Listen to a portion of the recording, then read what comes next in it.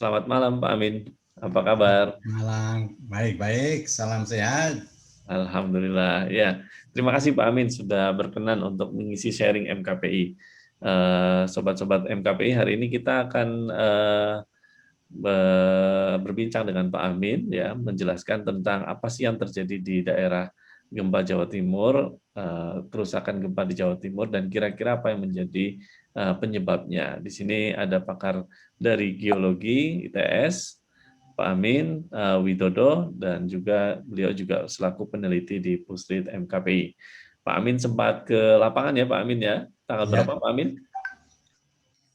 tanggal berapa ya? 2 minggu seminggu yang lalu. Minggu yang lalu ya Pak Amin ya. Ya, baik.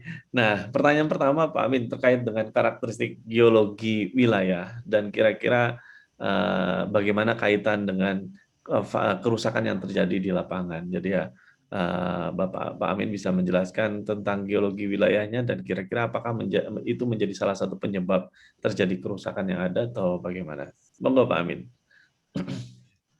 Jadi di selatan Malang ataupun di selatan Lumajang dan lain sebagainya itu sebagian besar didominasi dibentuk oleh endapan hasil gunung berapi purba, bukan purba tapi lebih tua lagi. Jadi lebih dari puluhan juta tahun yang lalu. Nah, itu mendominasi di daerah Malang Selatan. Di samping juga ada endapan yang hasil terumbu karang. Nah, seperti yang biru itu namanya terumbu karang. Sedangkan yang merah itu menunjukkan daerah yang gunung api aktif tadi, tapi zaman dulu, nah, sekitar puluhan juta tahun yang lalu. Jadi mereka sudah aktif pada waktu itu. Nah, Ya. kalau kita melihat secara umum memang karena sudah lama, sudah puluhan juta tahun yang lalu, maka di situ proses pelapukan tadi berubah menjadi tanah karena batu itu akan berubah menjadi tanah karena waktu, maka itu tanahnya menjadi sangat tebal. Nah, kita sudah melihat di daerah Wirotaman tadi dan kita bisa melihat bahwa daerah ini didominasi oleh formasi Wuni tadi. Jadi di sini juga ada formasi Mandalika. Jadi di daerah formasi Wuni ini sebagian besar adalah tanahnya sangat tebal tadi. Dan ini menjadi respon terhadap gempa akan berbeda kalau di daerah batuan. Nah, jadi seperti itu. Ya, Jadi ya. kalau kita lihat secara lebih detail, maka di sini batuan yang ada di formasi Mandalika ataupun formasi Wuni itu hampir sama. Jadi dia merupakan hasil endapan aktivitas gunung berapi 23 juta tahun yang lalu, 33 juta tahun yang lalu, dan 53 juta tahun yang lalu. Jadi semua hasil gunung berapi beberapa puluh juta tahun yang lalu. Dan itu berubah menjadi tanah yang sangat tebal. Oke, berarti memang ternyata batuannya sudah melapuk menjadi tanah dan Ya, karena tanah berarti kan lebih terasa lagi goyangannya gitu ya, amplitudo dari ya betul. perambatan Istilahnya gempa itu begitu. semakin Ya. tinggi. Oke, oke ya. Ya, terkait dengan seismisitas Jawa Timur Jadi mau kalau kan Pak Amin? Oke, nah, jadi kalau kita melihat karena kita itu apa namanya sejarahnya tadi sudah puluhan juta tahun yang lalu bahwa kita itu ditumbuk lempeng Samudra Hindia Australia di sebelah selatan tadi di sekitar jarak 200 sampai 300 kilo, maka tumbukan tadi menyusup di bawah Jawa. Nah, di sepanjang susupan tadi dari 0 km sampai 600 km akan terjadi gempa di sepanjang itu. Akan berpindah-pindah dari 0, dari 100, dari 600 dan lain sebagainya. Sehingga di sini menghasilkan seismisitas di Jawa Timur yang cukup banyak. Jadi di sini ada tadi kan ada sesar tadi ya. Jadi ada di bagian tengah Pulau Jawa juga ada. Jadi di bagian selatan di pantai ini juga sangat dominan yang paling banyak karena ini daerah tumbukan lempeng tadi. Jadi gitu, ini gambar ini menunjukkan titik-titik gempa yang pernah terjadi di Jawa Timur. Ya. Jadi, Iya, ini sejarahnya ya Pak Amin ya, terkait dengan gempa yang sempat merusak di Jawa Timur. Ya, kalau ini mungkin ini lebih mudah cara membacanya karena ini memang yang sudah terekam oleh BMKG maupun pusat Badan Geologi. Jadi bisa kita lihat misalnya di daerah Malang. Di daerah Malang ini sudah pernah terjadi tahun 58, tahun 67 juga pernah. Jadi seperti itu. Terus 2003 itu pun juga kita rasakan. Oh iya Pak Amin, kira-kira di gempa Jatim 2021 kemarin itu pergerakannya ataupun jenis gempanya, apakah gempa horizontal atau gempa vertikal ya Pak Amin ya? Jadi gempa itu sebenarnya intinya ada 3 komponen sebetulnya, X, Y, Z. Jadi ada gempa horizontal itu ada XZ, sedangkan gempa vertikal itu adalah yang arahnya Z tadi. Mungkin ini ada animasi yang sangat baik dari IRIS. Jadi ini pusat yang selalu memberikan pendidikan terkait dengan kegempaan. Ini sangat bagus. Bagaimana terjadinya gempa dan gelombang gempanya itu juga terlihat ada gelombang primer, ini sekunder, dan ada surface tadi, gelombang permukaan. Jadi kita bisa lihat ini, kalau terjadi gempa di satu titik sini, ini tadi versi tepatnya, maka ini akan terjadi gerakan XYZ. Nah, ini yang maka nanti akan terekam seperti ini. Terus vertikal juga akan seperti ini, ada north south atau east west. Nah, kalau secara gambarannya semua itu tadi bergerak bersama.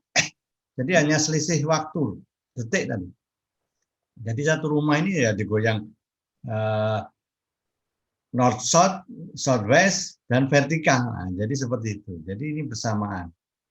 Jadi kita nggak bisa membedakan secara ini, ya cuma kita merasakan aja. Jadi dia seperti ini. Rumah itu akan digoncang seperti itu. Ya, Ini ya. ada gempa ini gimana? Berarti dalam satu waktu itu bisa terjadi secara bebarengan ya Pak ya? Atau kecenderungannya terjadi bebarengan terus-menerus? Berbarengan semua. Jadi ini ada lihat. Ada pertama gelombang primer datang menggoyang rumah itu. Secara vertikal ya. Ya. Terus ini gelombang es. Beberapa menit kemudian, bukan menit, detik, detik. Di videonya menit nih kayaknya. Detik. Oh, gelombang es ya. Ya, gelombang es. Terus ini gelombang permukaannya. Jadi dia lewat permukaan aja. Nah, begitu. Surface itu ada 2. Jadi ada gelombang low yang naik turun juga, tapi ada gelombang relief yang geser kiri kanan. Jadi gelombang P itu membuat rumah ini retak, gelombang S membuat runtuh sebelah, gelombang S itu meruntuhkan semuanya. Nah, jadi kalau besar seperti itu. Dan itu selalu demikian ya Pak Amin ya. Dalam kata selalu setiap gempa terjadi itu selalu ada 3 jenis getaran lah istilahnya ya Pak ya. Ya, betul. Oke. Jadi selalu bersama dan itu selisihnya detik. Nah, sekarang itu dari BMKG sedang mencoba menangkap, kan itu ada selisih antara S dan P tadi. Nah, dia akan memberikan early warning kalau nanti gelombang P itu datang, gelombang P yang besar, sehingga dia bisa memberi perintah walaupun dalam bentuk detik ini beberapa yang harus di shutdown tadi. Nah, ini kayak kereta. Kalau ini hanya gambaran sederhana kalau yang horizontal mana, yang vertikal mana gitu ya. Tapi yang jelas semuanya terjadi bersamaan ataupun ya berurutan, tapi selisihnya sangat pendek ya. Misalnya kita pada waktu di Wirotaman kemarin kita tanya juga, gelombangnya begini, jadi ada yang digoyang-goyang ke atas. Wah, Iya. jadi seperti itu. Jadi memang harus ditanyakan, gelombang di situ rasanya kayak apa, memang penting Pak, data itu. Tapi dari hasil diskusi di lapangan, memang semua terjadi ya, 3 gelombang itu terjadi ya?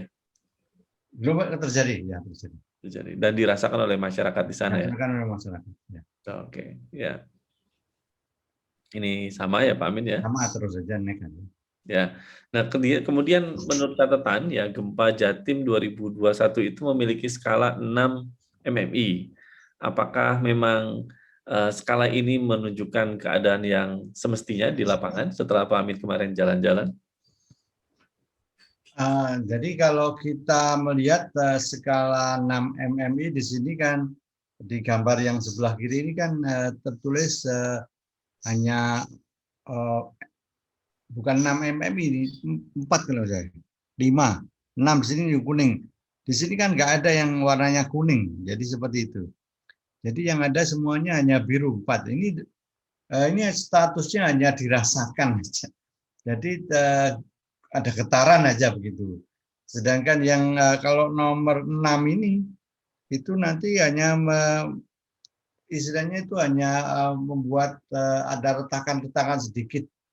Nah, padahal di lapangan kemarin yang kita lihat itu beda jauh. Banyak sekali yang hancur, rata dengan tanah juga banyak. Jadi coba ini kita lihat kalau misalnya skala 6 ini sangat kuat walaupun gitu ya. Oh, yang ini yang 6. Tapi di sini dia